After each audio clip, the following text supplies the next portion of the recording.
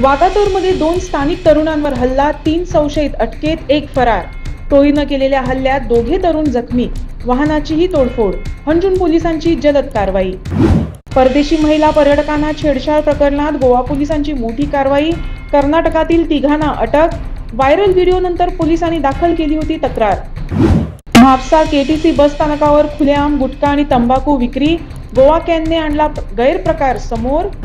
फोंडा पालिकेच्या मासळी बाजारात परप्रांतीय व्यापाऱ्यांचे वर्चस्व. स्थानिक विक्रेत्यांचा संताप. स्थानिक विक्रेत्यांना जागा न मिळाल्यानं नाराजी. काहींनी परप्रांतीयांना परवाना जागा भाड्यानं दिल्याचा आरोप. काणकोणातील हंत्रुणाला खिळलेल्या युवकाला दिलासा. इन गोवा 24 तासवर प्रसारित झालेल्या बातमीनंतर प्रशासन व स्थानिकांकडून युवकाला आर्थिक व वैद्यकीय मदतीचा हात. दिव्यांग महिलेची दयनीय अवस्था. आधार कार्ड, अपंगत्व प्रमाणपत्र तसंच योजनेचा लाभ नाही. ड्रॅगकडून सांताक्रूज पंचायत व स्वयंपूर्ण मित्राविरुद्ध तक्रार दाखल.